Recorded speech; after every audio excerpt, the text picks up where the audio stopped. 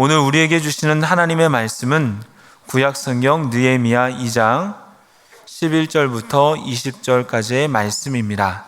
내가 예루살렘에 이르러 머무른 지 사흘 만에 내가 하나님께서 예루살렘을 위해 무엇을 할 것인지 내 마음에 주신 것을 내가 아무에게도 말하지 아니하고 밤에 일어나 몇몇 사람과 함께 나갈새 내가 탄 짐승 외에는 다른 짐승이 없더라. 그 밤에 골짜기 문으로 나가서 용정으로 본문에 이르는 동안에 보니 예루살렘 성벽이 다 무너졌고 성문은 불탔더라. 앞으로 나아가 샘문과 왕의 못에 이르러서는 탄 짐승이 지나갈 곳이 없는지라. 그 밤에 시내를 따라 올라가서 성벽을 살펴본 후에 돌아서 골짜기 문으로 들어와 돌아왔으나 방백들은 내가 어디 갔었으며 무엇을 하였는지 알지 못하였고 나도 그 일을 유다 사람들에게나 제사장들에게나 귀족들에게나 방백들에게나 그 외에 일하는 자들에게 알리지 아니하다가 후에 그들에게 이르기를 우리가 당한 공경은 너희도 보고 있는 바라. 예루살렘이 황폐하고 성문이 불탔으니 자 예루살렘 성을 건축하여 다시 수치를 당하지 말자 하고 또 그들에게 하나님의 선한 손이 나를 도우신 일과 왕이 내게 이른 말씀을 전하였더니 그들이 말이 일어나 건축하자 하고 모두 힘을 내어 이 선한 일을 하려 하매 호론 사람 산발락과 종이었던 암몬 사람 도비야와 아라비아 사람 게셈이 이 말을 듣고 우리를 업신여기고 우리를 비웃어 이르되 너희가 하는 일이 무엇이냐 너희가 왕을 배반하고자 하느냐 하기로 내가 그들에게 대답하여 이르되 하늘의 하나님이 우리를 형통하게 하시리니 그의 종들인 우리가 일어나 건축하려니와 오직 너희에게는 예루살렘에서 아무 기업도 없고 권리도 없고 기억되는 바도 없다 하였느니라. 아멘.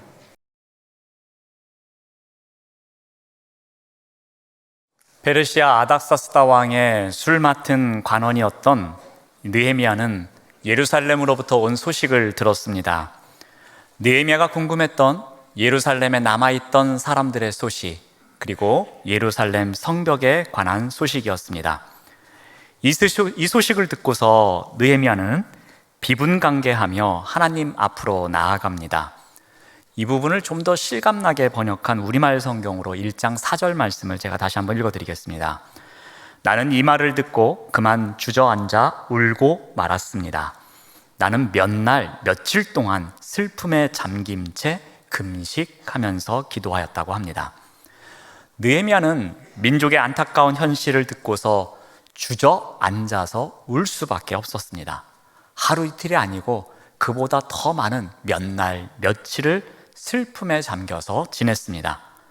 그들의 환난을 생각하면 밤잠을 이룰 수가 없었습니다.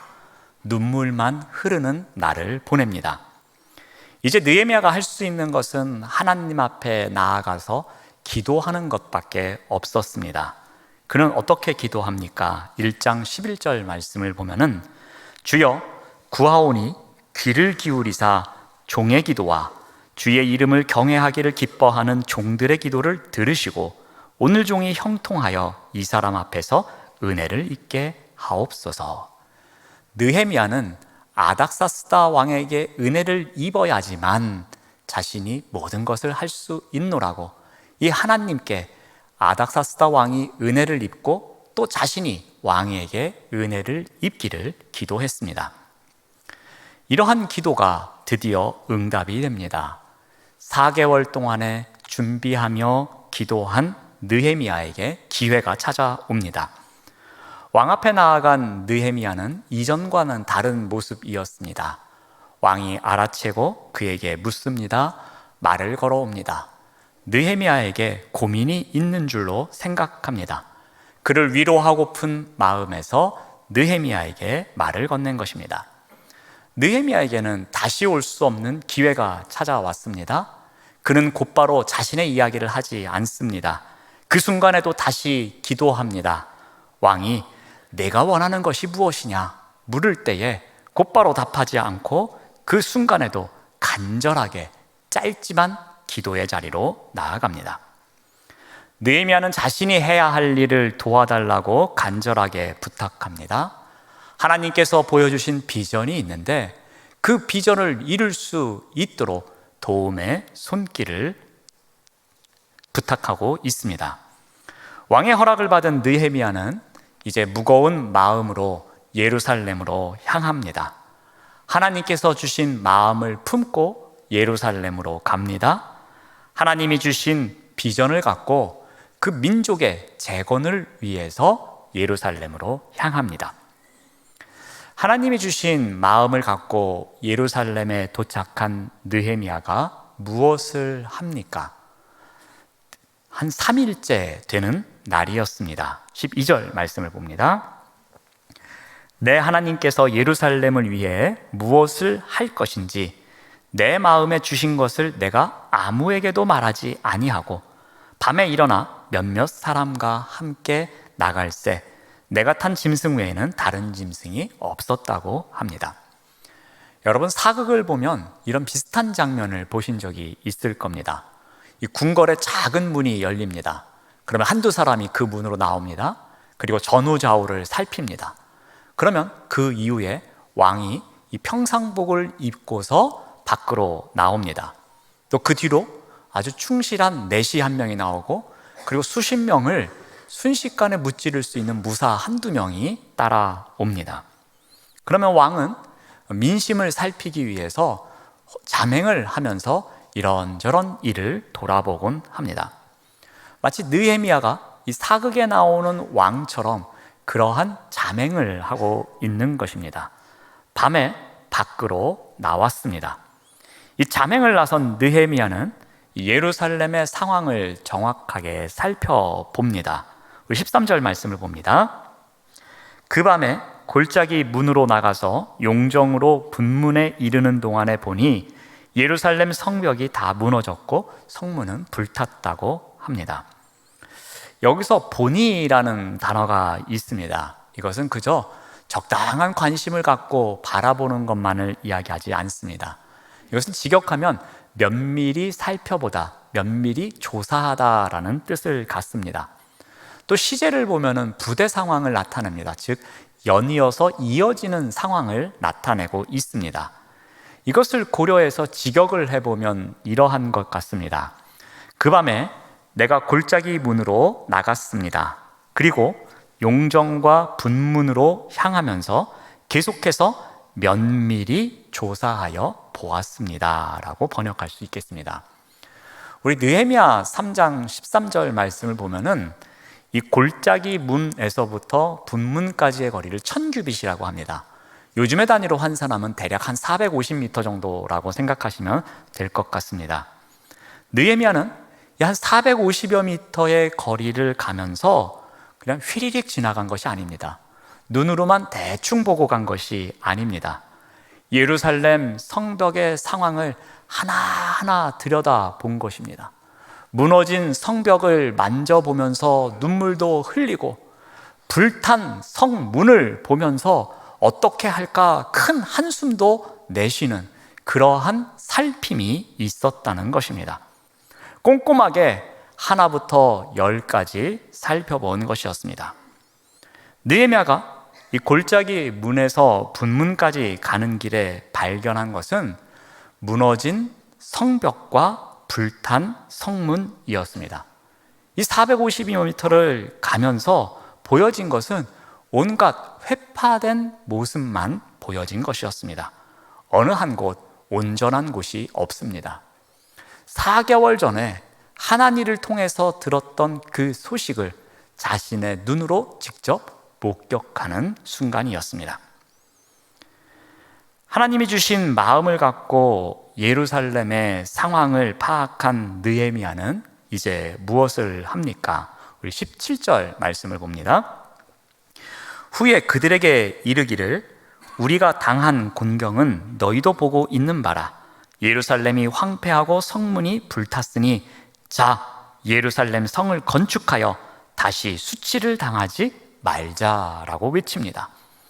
느헤미야는 상황을 분석하고 난 이후에 비전을 선포합니다. 그는 이제 사람들을 모아놓고 짧지만 명료하게 그리고 분명하게 우리가 무엇을 해야 하는지를 외치고 있습니다. 앞으로 우리 민족이 어느 방향으로 나아가야 하는지를 선포하고 있습니다.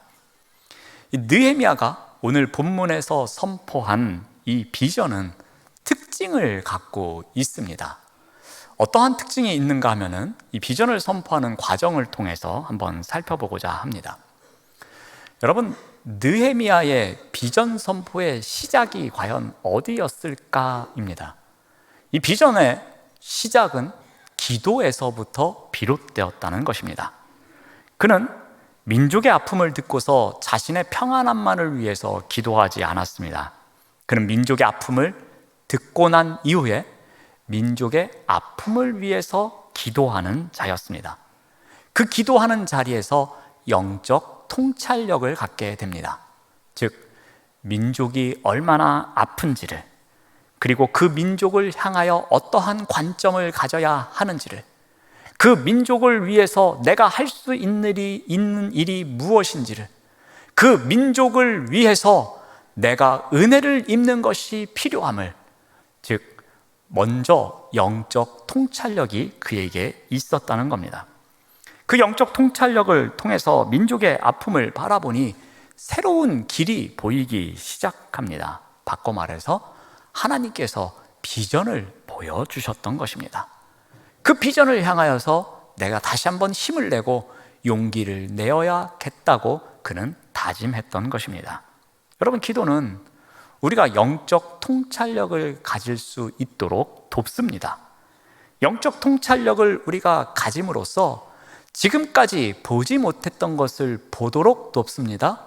지금까지 듣지 못했던 것을 듣게 합니다. 지금까지는 마음속으로 받아들이지 못했던 것을 받아들이게 합니다. 지금까지는 느끼지 않고 쉽게 지나쳐버렸던 것을 소중한 것으로 여길 수 있도록 해줍니다. 바로 이것이 영적 통찰력입니다. 그런데 이 영적 통찰력이 비전을 바라보게 한다는 것입니다. 이러한 사건을 통해서, 이러한 마음을 통해서 어떻게 나아가야 할지, 어떻게 살아가야 할지를 하나님께서 비전을 보여주십니다. 이 테레사 수녀님의 이야기를 모아놓은 책 가운데에 모든 것은 기도에서 시작됩니다 라는 제목의 책이 있습니다. 이 책의 주제는 사랑입니다. 그러니까 사랑, 이 모든 것은 기도에서 시작됩니다 라는 주제를 갖고 있습니다. 근데 이 책의 제목을 우리가 빌어본다면은 비전 또한 기도에서 시작된다고 볼 수 있습니다. 기도를 통해서 영적 통찰력이 생기고 그 영적 통찰력 가운데 하나님께서 주시는 마음을 분별할 수 있는 것입니다. 바로 기도에서 우리의 비전이 시작되는 것입니다. 다음으로 느헤미야는 냉철한 판단력을 갖고 있었습니다. 이 판단력으로 무엇을 했느냐면 하나님께서 주신 비전을 다듬어 갑니다. 그는 자맹을 통해서 정보를 얻습니다. 그리고 그 정보를 정확하게 분석하는 가운데 어떠한 일을 구체적으로 해야 하는지를 하나님께서 주신 비전을 다듬어가는 과정을 겪습니다. 여러분, 경영학에서 이 스왓 분석이라는 용어가 있습니다. 이 단어는 4개의 단어의 이니셜을 따와서 만든 단어입니다. 그래서 강점, 약점, 기회, 위협이라는 4개의 단어입니다. 근데 앞에 나오는 1번, 2번 단어는 공동체의 내부 상황을 이야기합니다. 그리고 뒤에 나오는 3번과 4번은 공동체의 외부 상황과 관련된 것입니다. 그러므로 이 스왓 분석이라는 것은 공동체 안에 있는 환경, 그리고 공동체 밖의 상황을 분석해서 우리 공동체가 무엇을 해야 할지 그 대안을 제시하는 데 사용하는 툴이라고 보시면 될 것 같습니다. 제가 보기에는 이 느헤미야 또한 똑같이 이러한 스왓 분석을 통해서 분석한 것은 아니었겠지만 이와 비슷한 분석으로 공동체 안과 밖의 상황을 살폈습니다. 그리고 무엇이 우리에게 필요한 것인지를 정확하게 알아냅니다. 그는 공동체 안의 강점을 살펴보았을 것입니다. 우리 민족은 한 민족입니다. 그리고 한 신앙 공동체입니다. 그러므로 하나님께서 주어주신 그 비전을 향하여서 우리가 한 마음 한 뜻이 되어서 나아갈 수 있음을, 그것이 우리 민족에게는 최고의 강점임을 알았습니다. 그럼에도 불구하고 약점도 있습니다. 오랜 시간 지속되어 온 어려움을 겪었습니다. 재건에 대한 두려움도 있습니다. 한번 시도해 보았지만 페르시아 왕이 내린 조서에 의해서 금지된 적도 있었습니다. 그러므로 이들이 다시 무엇인가를 할 때에는 더 큰 두려움을 가질 수밖에 없습니다. 그만큼 피로도도 클 것입니다. 많이 지쳐왔을 것입니다. 이게 공동체 내부의 강점과 약점이었습니다. 공동체 외부에서도 주어진 기회가 있습니다. 이번에는 페르시아 왕인 아닥사스다 왕이 이 성벽 재건을 허락해 준 상태입니다. 그리고 인적, 물적 자원까지도 지원해 줬습니다.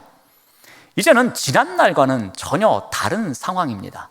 느헤미야라는 탁월한 지도자가 있고 그에 따라서 다른 기회가 많이 주어진 순간입니다. 그럼에도 불구하고 외부 환경에서 밀려오는 위협도 아직 남아 있습니다. 산발락과 도비아는 어떻게 해서든지 공격을 해오고자 그 틈새를 노리고 있습니다. 또 다른 민족의 외부의 침입도 있습니다.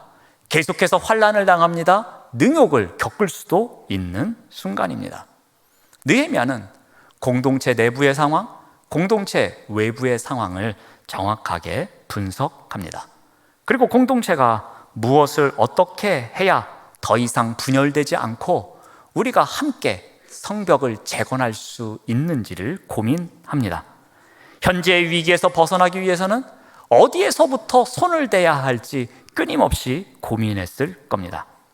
느헤미야는 잠행을 통해서 정확한 정보를 얻습니다. 그리고 그 정보를 분석했을 겁니다. 구체적으로 무슨 일을 해야 할지 냉철하게 판단하는 자리에 있었습니다. 느헤미야는 이와 같은 냉철한 판단력을 통해서 이 귀한 공동체가 무엇을 해야 하는지 그 비전을 선포한 것입니다. 하나님께서 보여주신 큰 그림에 우리가 어떻게 무슨 색깔로 덧입혀야 하는지를 분석하고 그것을 사람들 앞에서 비전으로 선포했던 것입니다.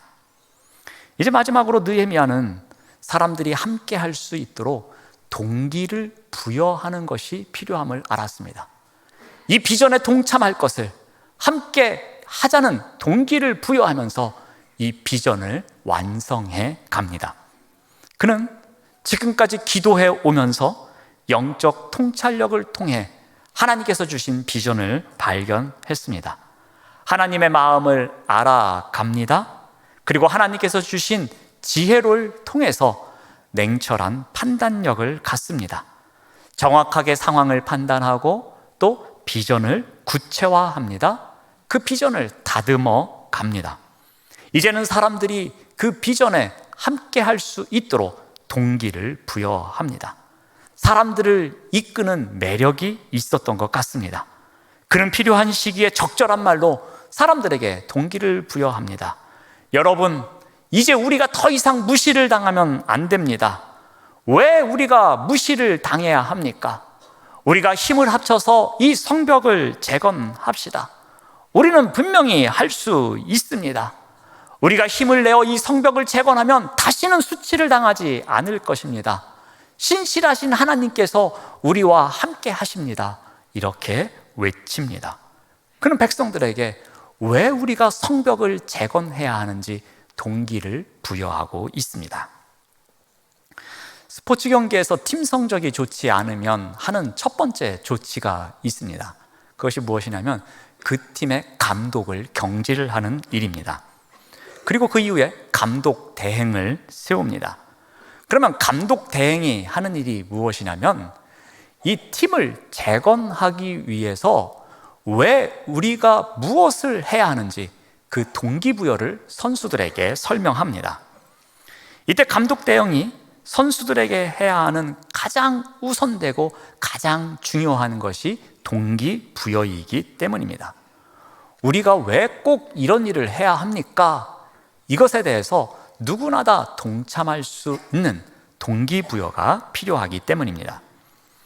올해 프로야구 팀 가운데서 어느 한 팀이 시즌 중간에 감독을 경질한 일이 있었습니다. 그리고 그 이후에 감독 대행으로 누군가를 세웠습니다. 그런데 얼마 시간이 지난 다음에 이 팀의 성적이 부쩍 좋아집니다. 그러자 시즌이 끝난 이후에 이 감독 대행을 앞으로 계속해서 감독을 맡아달라면서 새롭게 계약을 체결했습니다. 그러자 기자들이 질문을 합니다. 어떻게 해서 이렇게 성적이 좋아졌습니까? 라고 묻습니다. 그에 대해서 이렇게 답변합니다. 선발 라인업을 가장 잘할 수 있는 선수들로 공정하게 짜겠다는 약속을 최대한 지켰습니다. 이것이 선수들에게 동기부여가 된 것 같습니다. 라고 답변합니다. 가장 잘할 수 있는 선수로 그날 선발 명단을 짜는 것, 이것은 결코 쉽지 않은 일일 것입니다. 누가 컨디션이 가장 좋은지, 그리고 오늘 누가 경기를 잘할 수 있는지, 이 한 선수 한 선수의 면목을 파악해서 그날 게임에 나가도록 그 라인업을 짜는 일, 결코 쉽지 않았을 겁니다. 그런데 선수들은 누구나 다 공정에 목말라 있습니다. 내가 저 선수보다 더 잘하는데 왜 내가 선발로 나가지 못하고 저 선수가 선발로 나가는 거야? 그런데 오늘 경기를 졌습니다. 그럼 마음속으로 그렇지, 내가 선발로 안 나가고 나보다 못하는 저 선수가 선발로 나갔으니까 당연히 경기를 지는 거야 하면서 불평할 수밖에 없습니다. 그래서 이 감독 대행은 가능한 누구나도 납득할 수 있도록 공정하게 선발 라인업을 짜겠다고 했던 것입니다. 그리고 나름대로 그 부분에 대해서 최선을 다해서 지켰습니다. 그러자 사람들이 다 공정한 선택이라고 생각했습니다. 이것이 선수들에게 동기부여가 됐던 것입니다. 동기부여가 되자 그 팀의 성적이 이전보다 훨씬 좋아진 것이었습니다. 느헤미야도 아마 이러한 원리를 알았던 것 같습니다. 실패감에 젖어 있는 백성들, 그리고 절망할 수밖에 없는 백성들, 다시 시작할 수 없다고 포기하고 있는 백성들, 그들에게 성벽 재건을 위해서 가장 필요한 것이 무엇인지 그 동기를 부여하는 것이 우선이었습니다. 그들에게는 왜 우리가 성벽을 재건해야 하는지 그 동기를 아는 것이 가장 우선이었다는 것을 느헤미야는 알고 있었습니다. 여기에서 느헤미야는 비전을 완성시켜가고 있었던 것입니다. 하나님께서 주신 그 비전을, 그 동기를 설명하면서 백성들이 하나 둘씩 그 사역에 동참하면서 그 비전이 완성되어 갔던 것입니다. 느헤미야의 이러한 비전 선포에 대해서 사람들은 어떻게 반응을 합니까? 18절 말씀을 봅니다. 그들의 말이 일어나 건축하자 하고 모두 힘을 내어 이 선한 일을 하려고 했다. 의지적인 그들의 행동을 나타내고 있습니다. 느헤미야의 비전 선포에 대해서, 그 동기 부여에 대해서 사람들이 마음의 문을 열기 시작합니다. 그들은 즉각적으로, 적극적으로, 능동적으로 성벽 재건에 대한 의지를 피력합니다. 느헤미야의 동기부여로 인해서 당시에 제사장들, 방백들, 그리고 귀한 공동체의 여러 지도자들, 그리고 백성들 모두가 동참하고 있습니다. 이제 성벽 재건이 시작될 즈음이 된 것입니다. 그러나 이러한 일이 결코 쉽지만은 않았던 것 같습니다. 이들을 계속해서 지켜보고 있던 외부 환경에 위협적인 요소가 있었습니다. 우리 19절 말씀을 봅니다. 호론 사람 산발랏과 종이었던 암몬 사람 도비야와 아라비아 사람 게셈이 이 말을 듣고 우리를 업신여기고 우리를 비웃었다고 합니다. 대적자들이 느헤미야의 계획을 듣습니다. 그리고 그들을, 이 느헤미야와 백성들을 향하여서 그들의 행동을 드러냅니다. 그 단어가 두 개가 바로 업신여기다와 비웃다입니다. 여러분, 이 두 단어는 공통점을 갖고 있습니다. 상대방의 마음을 매우 힘들게 한다는 겁니다. 상대방의 감정을 상하게 한다는 것입니다. 여러분, 이 업신여기다라는 것은 상대방의 가치를 부정하는 것입니다. 상대방이 인정받고자 하는 가치를 인정해주지 않고 그것을 부정하는 것, 이것이 바로 업신여기는 것입니다. 아마도 그들은 느헤미야에게 말했을 겁니다. 내 주제를 알아야지. 내가 이것을 어떻게 할 수 있겠니? 느헤미야야, 내가 뭘 한다고 그러냐? 빨리 포기해라. 이런 식으로 느헤미야의 가치를 인정하지 않는 것입니다. 또한 비웃습니다. 이 비웃다라는 단어의 원래적인 의미는 말을 더듬거리다라는 뜻을 갖고 있습니다. 이게 무엇을 말하냐면은 말을 떠듬떠듬하면서 상대방을 놀리고 있는 장면입니다. 그만큼 상대방을 모욕하고 있습니다. 상대방을 가볍게 여기고 있는 것입니다. 업신여기고 또 비웃는 것, 상대방의 감정을 상하게 하는 일입니다. 그 존재를 인정하지 않는 일입니다. 그의 말과 행동을 인정하지 않는 가운데 상대방의 의욕을 상실케 하는 것입니다. 비전 선포로 똘똘 뭉치고자 하는 백성들의 마음을 흐트러뜨리고자 하는 그러한 그들의 전략이었습니다. 이제 대적자들의 회방은 한 걸음 더 나아갑니다. 이제 협박까지 합니다. 19절 말씀을 봅니다. 이르되 너희가 하는 일이 무엇이냐? 너희가 왕을 배반하고자 하느냐라고 말합니다. 여러분, 백성들이 배반이라는 단어를 들으면서 얼마나 무서웠겠습니까? 혹시 페르시아 왕이 우리가 배반한다는 소식을 듣고서 또 군사를 보내서 우리를 공격하면 어떻게 할까 하면서 이들은 두려워했을 것입니다. 자, 그런데 느헤미야와 그의 백성들은 절대로 흔들리지를 않습니다. 왜 그런가 하면은 20절 말씀이 그 답변입니다. 앞부분만 보시면 내가 그들에게 대답하여 이르되 하늘의 하나님이 우리를 형통하게 하실 것입니다 라고 고백합니다. 여러분, 이 느헤미야의 이 항변이 참 멋스럽습니다. 왜 멋진가 하면은 느헤미야가 지금 예루살렘에 왔는데 무엇을 가지고 왔습니까? 왕의 조서를 가지고 왔습니다. 그 조서는 어떤 조서입니까? 성벽 재건에 대한 허락의 내용이 담겨져 있는 조서입니다. 또한 그 주변에 있는 총독들에게 도움을 요청할 수 있는 조서이기도 합니다. 지금 느헤미야가 예루살렘에 와서 성벽을 재건하는 것은 불법입니까? 합법입니까? 분명히 합법입니다. 왜 그렇습니까? 왕이 내려준 조서가 있기 때문입니다. 왕의 허락을 받고 와서 성벽 재건을 하기 때문에 이것은 배반도 아니요, 반역도 아니요, 불법도 아닙니다. 이것은 합법적인 일입니다.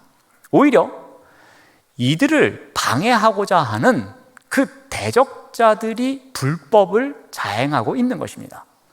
왕의 허락을 받고 왕이 준 조서를 갖고 와서 그대로 행동으로 옮기고 있는 자를 회방하는 자가 왕에게 반역을 일삼는 것이 아니겠습니까? 그러므로 느헤미야는 이들을 물리칠 수 있는 간단한 방법이 있습니다.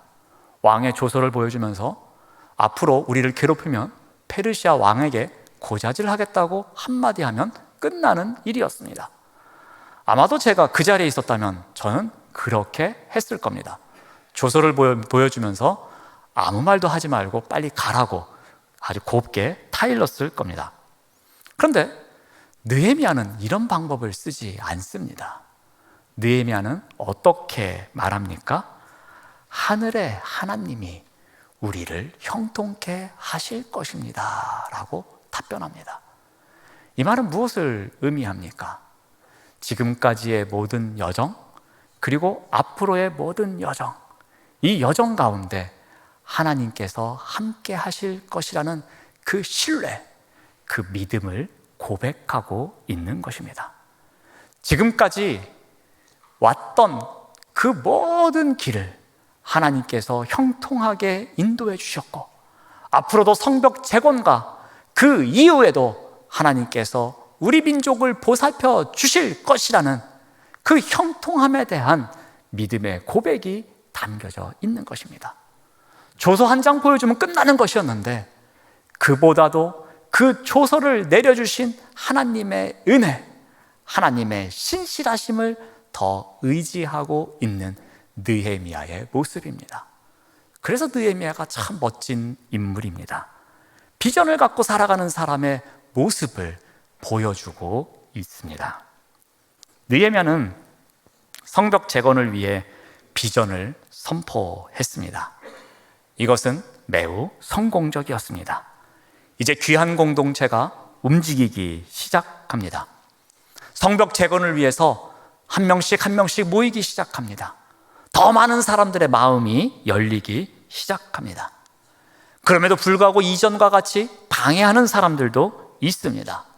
그럼에도 불구하고 절대로 흔들리지를 않습니다. 왜 그렇습니까?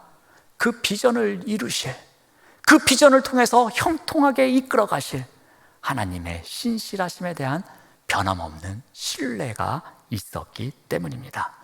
바로 이것이 비전의 힘입니다.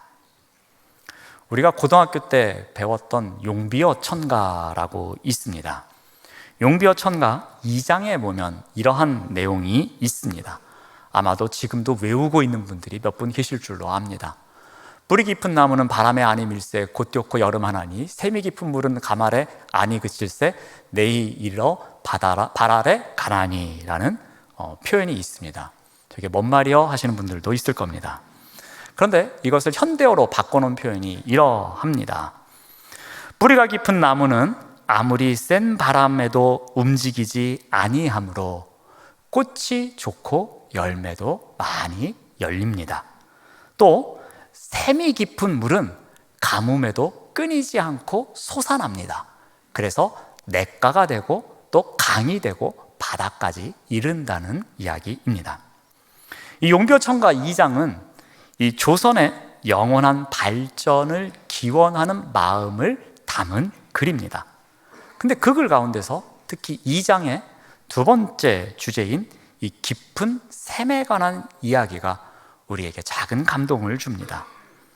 아무리 심한 가뭄에도 이 깊은 샘은 마르지 않습니다. 그리고 그 샘에서 나오는 물은 내를 이루고 또 강을 이루고 바다를 이루는 법입니다. 그 깊은 샘에서 나오는 물은 많은 사람들에게 갈증을 해소시켜 줍니다. 그 깊은 샘에서 나오는 물은 생명의 근원이 되기도 합니다. 오늘 본문에 나오는 이 느헤미야의 비전 선포가 바로 이와 같은 깊은 샘의 역할을 합니다. 느헤미야의 비전은 쓰러져가는 민족에게 필요한 생명수를 흘려보내는 깊은 샘과 같은 역할을 했습니다. 느헤미야의 비전은 소망이 없어서 말라가고 있는 그 민족에게 소망의 생명수를 공급하는 깊은 샘물과 같은 역할을 했던 것입니다.